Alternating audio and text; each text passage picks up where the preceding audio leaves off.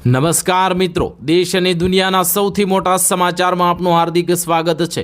તો આજના આ સમાચાર મેળવવા માટે વિડીયોને અંત સુધી જોતા રહો અને આવા જ સમાચાર મેળવવા માટે ગુજરાત ખબર ચેનલને સબસ્ક્રાઇબ કરવાનું ના ભૂલતા। નમસ્કાર મિત્રો, સૌપ્રથમ સમાચારની વાત કરીએ તો શિક્ષણ જગત માટે ચિંતાજનક સમાચાર। વિગતે વાત કરીએ તો ગુજરાતમાં શિક્ષણ જગતમાંથી એક અત્યંત ચિંતાજનક અને ગંભીર સમાચાર સામે આવી રહ્યા છે। રાજ્યની ગ્રાન્ટેડ શાળાઓમાં હાલમાં શિક્ષકોની ભારે અછત વર્તાઈ રહી છે, જેના કારણે શિક્ષણ વ્યવસ્થાથી કથળેલી હાલત સ્પષ્ટપણે દેખાઈ રહી છે। આંકડાકીય વિગતો અનુસાર જ્ઞાન સહાયક યોજના અંતર્ગત ભરવાપાત્ર કુલ 955 જગ્યાઓમાંથી ચોંકાવનારી બાબત એ છે કે હજુ સુધી 437 જેટલી જગ્યાઓ ખાલી પડી છે। ત્યાર પછીના મહત્વના સમાચારની વાત કરીએ તો ગુજરાત સહિત કાલે દેશના 15 રાજ્યોમાં ભારે વરસાદની આગાહી। વિગતે વાત કરીએ તો હવે દેશના હવામાનની ફરી એકવાર પલટો આવવાની શક્યતા છે।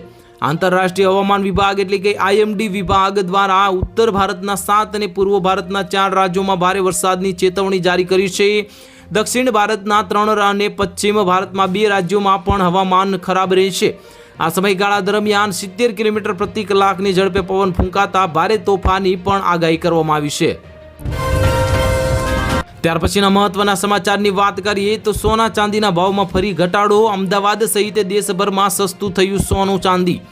વિગતે વાત કરીએ તો અમેરિકા ફેડરલ રિઝર્વના વ્યાજ દરના અંદાજ અંગે બજારના સાવચેતી ભર્યા વલણને કારણે સતત બીજા દિવસે સોનાની ચમક ઓછી થઈ છે, જ્યારે ઔદ્યોગિક માંગમાં નબળાઈને કારણે ચાંદી પર પણ હવે દબાણ આવ્યું છે।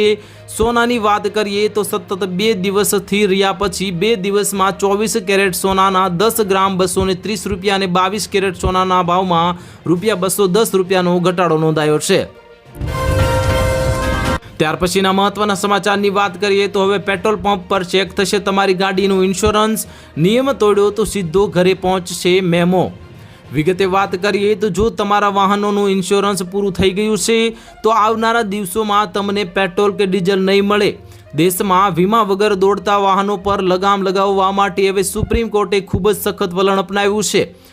જસ્ટિસ સંજય કારોલે અને જસ્ટિસ પ્રશાંત કુમાર મિશ્રાની ખંડપીઠે એવું સૂચન કર્યું છે કે યોગ્ય ઇન્સ્યોરન્સ વગરના વાહનોને પેટ્રોલ પંપ પર તેલ આપવાની મનાઈ કરવામાં આવે। ત્યાર પછીના મહત્વના સમાચારની વાત કરીએ તો ગુજરાતમાં વરસાદનો નવો રાઉન્ડ શરૂ। વિગતે વાત કરીએ તો હવામાન નિષ્ણાત અંબાલાલ પટેલે વરસાદ અંગે નવીનતમ આગાહી વ્યક્ત કરી દીધી છે।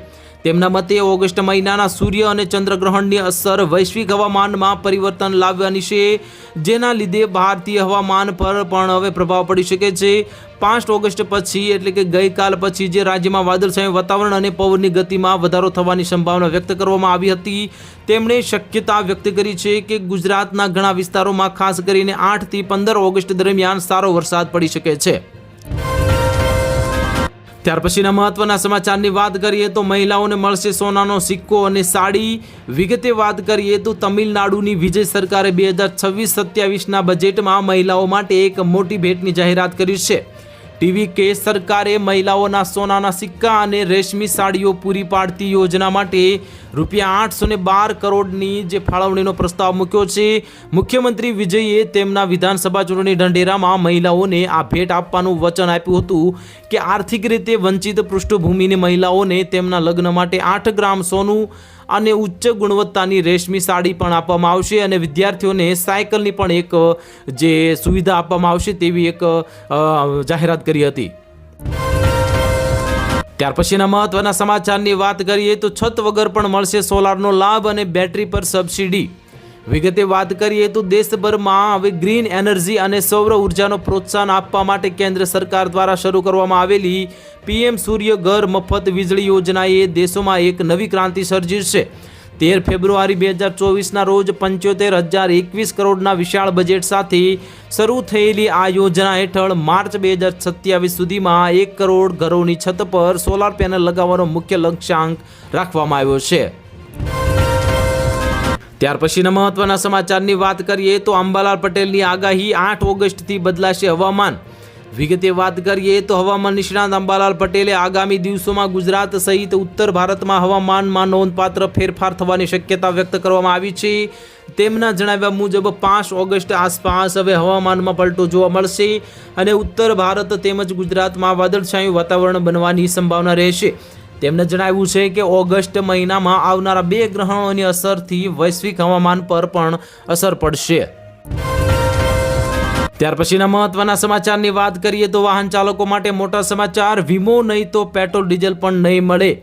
વિગતે વાત કરીએ તો દેશમાં માર્ગ અકસ્માતોના વધતા બનાવો અને વાહન વીમા વગર વાહનો ચલાવતા વાહન ચાલકો પર કડક નજર રાખવા માટે સુપ્રીમ કોર્ટે કેન્દ્ર સરકારને એક નવો નિર્દેશ આપ્યો છે. અદાલતે નો થર્ડ પાર્ટી ઇન્સ્યોરન્સ નો ફ્યુઅલ એટલે કે વેલિડ વીમા વગર વાહનોને પેટ્રોલ ડીઝલ ન આપવાના નિયમ હેઠળ દેશમાં એક પાયલટ પ્રોજેક્ટ શરૂ કરવા માટે કહ્યું છે. દેશની અદાલતોમાં એક અને આ સડકો પર અકસ્માત બાદ પીડિતોને વળતર માંગવામાં પડતી મુશ્કેલીઓને ધ્યાનમાં રાખીને આ પગલું સૂચન કરવામાં આવ્યું છે. ત્યાર પછીના મહત્વના સમાચારની વાત કરીએ તો સિંગ તેલના ભાવમાં સામાન્ય વધારો કરવામાં આવ્યો. વિગતે વાત કરીએ તો દેશમાં સિંગ તેલના ભાવમાં ₹5નો વધારો નોંધાયો છે અને અન્ય ખાદ્ય તેલના ભાવમાં સ્થિર વલણ રહ્યું છે. મગફળી બજારમાં ભાવમાં પ્રમાણમાં ફેરફાર જણાતો હતો. ચણા બેસન બજારમાં સ્થિતિ હવે સ્થિરતા હતી, જ્યારે એરંડા બજારના ભાવમાં ખાસ ફેરફાર જોવા મળ્યો નથી. મગફળી બજારમાં આવકમાં ઘટાડો જોવા મળ્યો છે અને ભાવમાં સ્થિર વલણ જણાતું હતું અને સિંગ તેલના ભાવમાં ₹5નો વધારો નોંધાયો છે અને અન્ય ખાદ્ય તેલના ભાવમાં વલણ સ્થિર જોવા મળી રહ્યું છે.